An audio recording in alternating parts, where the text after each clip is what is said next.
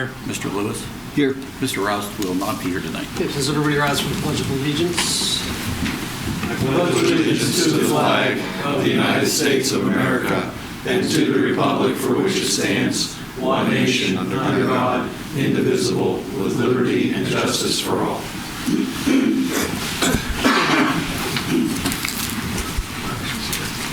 For the record, Ms. Shanafelt is here.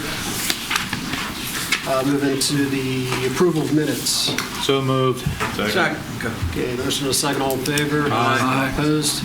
Okay, that's 6-0. Next item will be a special report from Mr. Zamitis regarding the 2025 road program. So usually around this time of the year, I give like a state of the roads address, and tonight is the night. I like to do this to update council on where we stand with the road program bidding and everything. So just to kind of recap, this map that's the pointer's not working, but the map you see on the screen is it's year 2 of the latest 3-year plan. At the end of 2023, we drafted a new 3-year paving plan. So last year was year 1, so this year is year 2. So we basically what we did is we took the remaining roads, re-road them, re-ranked them, plotted them on a map, and then that'll give us an idea of the surface condition of the remaining list of roads. But then there's also other criteria that we use to select what roads we pave for an upcoming year. So you'll see other symbols on this map. We've circled subdivisions that are over 20 years old that haven't been paved yet. Little asterisks on the map is an indication of traffic volume, whether a road is a local, a collector, an arterial. We also take age into account. We put the date last paved. So those are some of the criteria that we use to formulate the list for this year. Paul, you can switch to the next slide. So this is the pavement program for this year, the 2025 paving program. The roads on the base bid are in red. We have a couple alternates in pink. What we also do is we take that last map, then when we choose the roads that we want to do, we plot existing projects. So we have subdivisions that are under construction, subdivisions that are under consideration. We have Pennsylvania American Water, Columbia Gas projects. We have the PennDOT project on. So point being, we take a lot of things into account when we try to pick the roads for a particular year. Proximity of adjacent projects. We try to do groupings. You'll see a lot of groupings on here. We cuts down on the mobilization costs that the contractor will charge. So the long and short of it is we come up with this list, and Paul, you can switch to the next slide. So here's the list in tabular form. The base bid has 22 road segments on it. The average age of these road segments is slightly over 21 years old, so we're hitting a lot of older roads this year. We do have a few alternates. Depending on how prices come in, we have some flexibility to award a couple different road segments of our choosing. Of course, we also want to do the rejuvenator this year, keep up with that practice, our maintenance practice for roads. We did a crack sealing program last year. We may not do that this year. We're pretty well caught up with crack sealing. We'll see how the prices come in and how it goes. We can always do one of those in the fall if we choose. Next slide, Paul. So I like to show council this chart every year too. This is our 118 miles of roads plotted on a graph. So I broke them down into segments 0 to 2 years old, 3 to 5, and so on. And it kind of just gives you a feel for how many miles of roads we have in what age category. And the thing that I always point out every year is 15 years old is kind of the magic number. It's the time that we start putting roads on the watch list. We like to get 15 years at least out of a road after we pave it. So anything in this red box is over 15 years old, and it currently represents a little over a quarter of our road network. So, I wouldn't be overly concerned with it, but I guess what we're trying to do, as I previously said, this year, we're trying to pick off a lot of the older roads. Some of them are not in horrible shape, but again, due to the age criteria, that's one of the things that we look at, that we're going to try to get this category down for next year. So right now, we're preparing bidding documents. The plan is to go out in mid-March with an advertisement for bids, open bids in early April. That'll give us the ability to award a bid at the first council meeting in April, which usually dovetails well into the summer schedule. We can start some of the drainage work. The contractor usually does that before Memorial Day, and then usually by June, we're seeing a milling machine and a paving machine mobilize into the township. I didn't give council any paper copies tonight. I have some. If you'd like, see me after the meeting. I can give you some paper copies of what I just showed you. But that is it. That's my report. Thanks, Mark. Next item will be audience comments. This is an opportunity for a member of the audience to address council for 5 minutes. Any takers on that?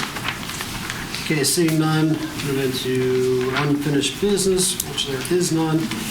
First item under new business will be a resolution authorizing destruction of some township emails that are from 2021 and prior. If anyone want to make a motion on that? I'll make a motion that we approve resolution number 020125, authorizing the destruction of municipal records in accordance with the Municipal Records Manual issued by the Pennsylvania Historical and Museum Commission. Second. Motion and second, all in favor, say aye. Aye. Opposed? Okay, that carries 6-0. Next item will be the purchase of a picnic shelter under co-stars for Rolling Hills Park. I recommend that Peters Township Council approve the award of a contract to General Recreation, Inc. under the Co-Stars program for the purchase of a Polygon picnic shelter in the amount of $48,570. I'll second. Okay, motion and second, all in favor? Aye. Opposed? I'm going to be a nay, so 5-1. It's free. It's a spot. Let's see, next item will be a request from the Parks and Rec Board to name Peterswood Park Baseball Field number 1. So there exists within Peters Township a policy that's been in place since 2016 regarding the naming of parks and park facilities. And one of the criteria by which a facility can be named is someone who is deemed to be an outstanding individual that the township has benefited from the contributions of that person. What has been suggested by the current baseball coach, Rocky, and I'm going to mispronounce your last name, Lazio, that we give consideration to naming the field, Peterswood Park Field number 1, in honor of Joe Mays. And what's in your docket is a part of the letter that came in from Mr. Plazio. The one thing about Mr. Mays is he's been involved in baseball in Peters Township for as long as I can remember, and not only was he successful as a coach and as an athletic director, but Mr. Mays is someone who has contributed his time and efforts to lots of different things related to activities not only on the field but off the field. The Park and Rec Board unanimously supports the recommendation to name the field, and having worked with Joe over the years, I think what they're suggesting would be appropriate. The intention would be to do this as part of the ceremony when the field opens up. Well, I think there's at least 2 of us, maybe 3 of us on here who had the pleasure of taking driver's ed with Mr. Mays back in the early 1900s. Did you too?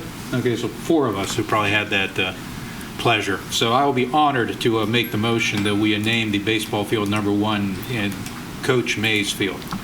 Well, wait a minute. I wanted to ask. Okay. The name in bold is Coach Joe Mays Field. The one in text above is just Joe Mays Field. And I'm not sure which way we'd want to go with that, because Joe has done things outside of just being a coach, so it might make more sense for it to be Joe Mays. I would rather it be without the coach. But Did the Parks and Rec Department approve this? The Park and Rec Department recommended it as. Well, according to this, it says that if you propose something and it's denied, they could appeal to us. So I don't see how we have any say over it. Oh, no, if you read that, this is an excerpt from the policy. The policy talks about a recommendation to council. All right, so I'll amend my motion to say that I'll move that we approve naming the field Joe Mays Field. I like that. Joe Second. C. Mays Field. I would say Joe. I'll second that motion.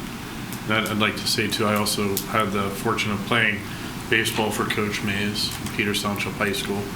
And, he's a true service guy. I mean, not only a great teacher, but coach. I mean, he's dedicated to Peters Township School District and athletics for, like you said, forever. I mean, go up to watch my girls play soccer right now, the boys, he's up there every night. So truly dedicated to the township. So this is a great thing we're doing. Absolutely. How many years was he on Parks and Rec?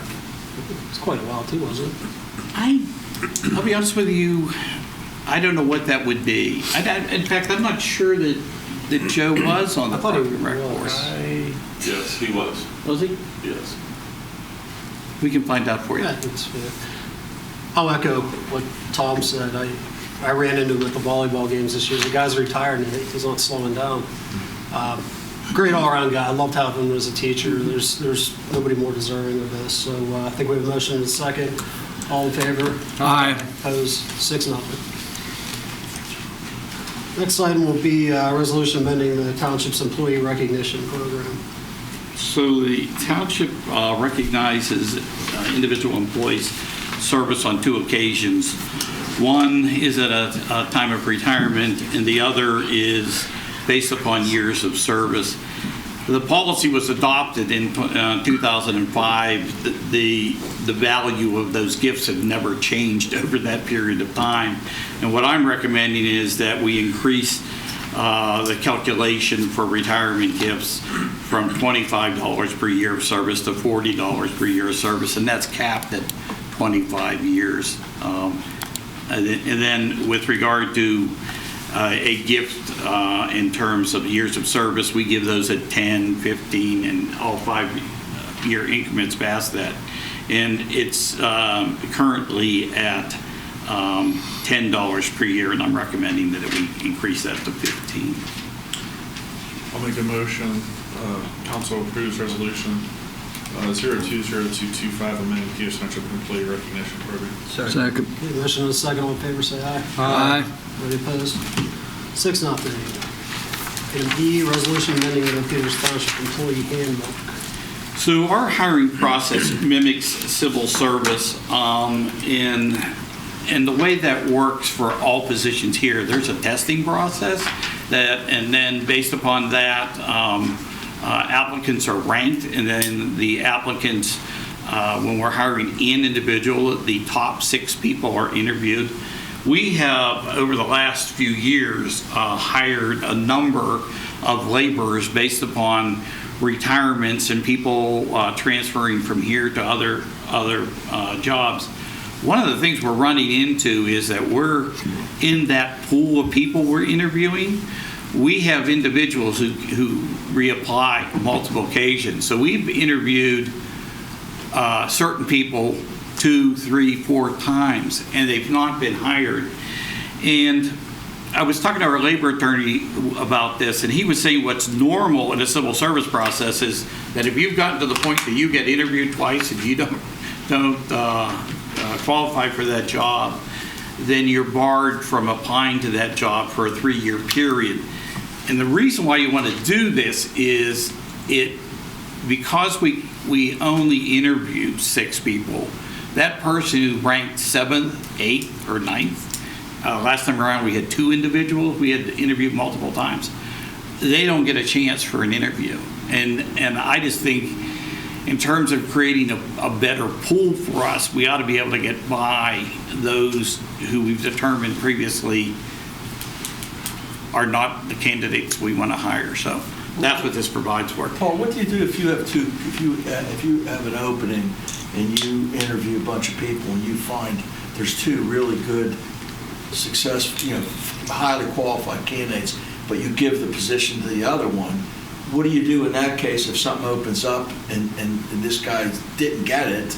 Then does he have to wait the 3 years? No, the way this is written, if you've interviewed twice and are not hired, then you would wait the 3 okay, years. okay. The other thing is, in your particular case that you described, we have the ability to hold on to that list and use it for up to a year. And we've done that where Okay. someone that has ended up second and another job opens up and we just hire that individual.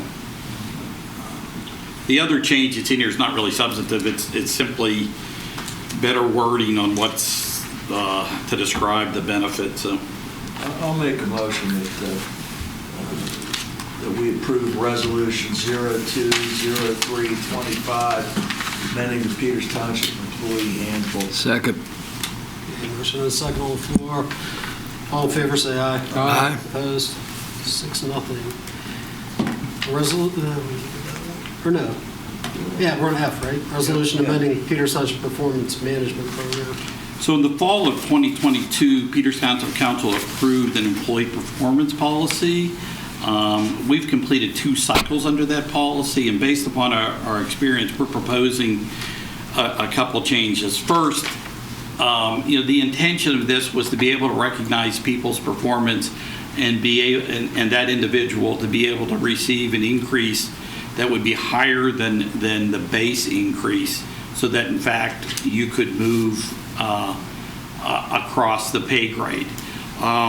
One of the things that's become obvious to us, having done this a couple of times, is for the most part, we're hiring people in at the market rate for the job. It makes little sense in that initial year when they've only been here for a few months to be talking about increases greater than what the rate is that they agreed to come to work here. So we're suggesting that you have to wait a period of time before you actually are able to participate in the program. The other thing is the policy right now describes quarterly reviews, and it suggests that those be done. The reality is, when you read the description, they're not quarterly reviews, they're periodic reviews, and we're changing it so that, in fact, it puts the onus on the manager as well as department heads to actually do these reviews, so that there are multiple reviews so that people understand where they are with regard to their own performance and the goals and objectives for the year. And then finally, right now, the way it is set up, it provides, if you hit a certain score and as your performance is measured, it provides a binary choice. You either get 0, or the first step is a 1.5%. And based upon the nature of the objectives in your performance plan, and based upon how well you have performed, what I would like to have is the ability to do something so that it isn't just simply a binary choice, but rather gives the manager discretion to give a raise that's less than that's currently mandated in the policy. So that's the 3 changes that are being proposed.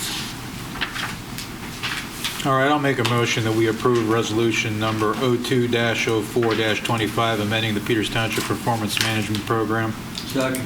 Motion and a second. All in favor, say aye. Aye. Opposed? Okay, that carries 6-0. Final item of new business is an award of a professional service contract for the purchase of permitting software. So the 2025 budget includes an appropriation of $50,000 for the purchase of a license for geographic information software. The proposal for council tonight is to award a contract to Spatial Data Logic for $19,600. For at least 30 years, we have used a piece of software known as GeoPlan as the primary system to interface with our geographic information system. That product, which was supported by Gannett Fleming, was sold to a new group, Civic Vanguard. Civic Vanguard is a very small company, consists of 3 or 4 people. We have real concerns about their ability to maintain and support that system. There certainly hasn't been updates in quite some time. And the thing that we fear the most is that the real value of this system lies in all the data that's been collected over years. And in many ways, although we own it, it sits out in the cloud, and access to it ultimately is available only to us through Civic Vanguard. We think it's prudent to be able to move away from them. We have been spent the last year and a half hunting for an alternative, and we believe that SDL is that alternative. The product is such that what it will allow us to do that we cannot do right now is that people can apply for permits online. You will no longer have to bring in a physical, application to file for a permit. It also, once that permit is issued, it allows residents and builders to be able to see what the status of their permit is, as well as the status of the inspections that occurred. One of the things that we've been hunting for is one of the great things about GeoPlan is it integrates with our mapping system, so that you can, when you want information on a piece of property, you can go find it physically on a map, click it, and then that's an automatic connection to all the property data, including active permits. This will allow us to retain that capability. It also seems to be fairly flexible in terms of the forms that are needed to be able to do issuing permits as well as doing inspections. So inspectors will be able to be out in the field with a notepad and then instantly generate reports. They also have the ability, unlike right now, there'll be canned letters that will tell people if there's problems out in the field, what the nature of that violation is, and to be able to issue those a lot easier. So the one thing about SDL is they do not have, they're big in the state of New Jersey. I think they have 2/3 of the municipalities in the state of New Jersey. They've now tried to take this product nationwide. They have 300 municipalities right now, but we would be, as best as I can tell, the first user in Western Pennsylvania. So, but it's my recommendation, and I think the recommendation, Mr. Holdren, that we enter into a 3-year agreement with SDL licensing and permitting software. So, The amount of $19,600, $600. which is less than what we've been paying?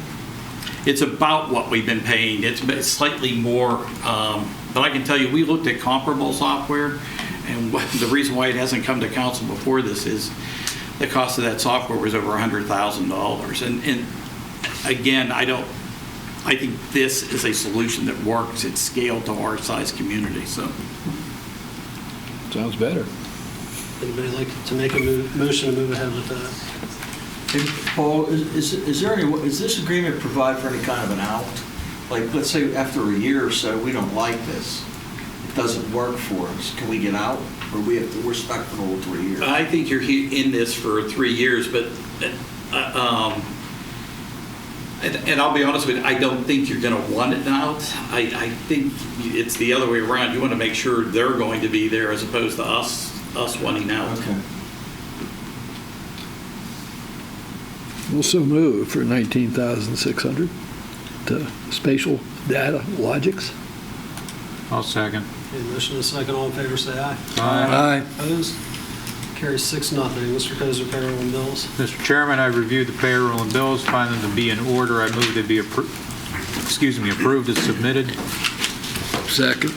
Okay, motion and a second. All in favor, say aye. Aye. Opposed? 6-0. Not seeing any correspondence. Does anybody wish to discuss anything on the minutes from the boards? Okay, seeing none. Miscellaneous. Paul, you want to talk about either of these? Both of them? Or? Well, the one case that was in front of the zoning hearing board that has been withdrawn. So, Which one was that? Was that the one with the lot coverage? Yes. yeah. The 5%, is that what it was? Or something like that Yeah. for the pool? Did you want to talk about Rolling Hills at all? Well, it's, I've provided, it's in your docket. Macero Construction provides a monthly report on the Okay. progress, and so you can see that. I will tell you, that project continued to move along. The foundations, the footers have all been poured. The block is coming out of the ground, so they're making real progress up there. Did you guys happen to get any information regarding the two wells that Mr. Donovan? I have not yet. Just want to check on that. Next agenda, anything that any of you would like to see added? How's the baseball field, I guess, going? Yes, about the baseball. What's that? The baseball field, I guess. The baseball field, Field 2, I think, with the exception of the turf, which is going to be put down, I believe, this week, is... Wednesday or Thursday. Yeah, it's just about done. The only thing I think that's left to do is there's a ceiling that needs to be placed in the press box. On Field 1, they've begun construction of the drainage system needed to install the turf. That is been dug from the first base side to second base, so they're halfway across there. And they did that in fairly short order, so I would assume that they would make that same kind of progress on the other side. They're getting ready to put in all the fencing that needs to be in place before they put down the turf field. So I think they're moving right along. We certainly have seen more people out there working in the last couple of weeks than we have seen prior. So Anything else anybody wants to discuss? the one thing I wanted to, that was distributed to you, I'd like to schedule interviews for the Environmental Quality Board prior to the next meeting. These are the individuals who have applied. If anybody has any thoughts on who you would like to interview, but I would like to schedule 2 or 3 people before the next meeting. Well, we already interviewed one of them, right? Who was it? Was it the Donner? Yeah, we already interviewed her. That's what I thought. Well, you only got, I mean, if How many openings do we have? you got one opening, One right? opening. Why don't we take, you want to take like a look at these resumes and figure out, I mean, unless we just want to do all 4 of them. I guess if we showed up at 6:30, we could just do all 4 of them. Might just do them all. 6:30? Do that and Yep. do all 4 of them. Would that be at the next meeting? Yep. Yeah, be put in. And then you can put it on the agenda. We'll appoint somebody that night while Okay. it's fresh in our minds. All right, if there's no other discussion, we'll adjourn.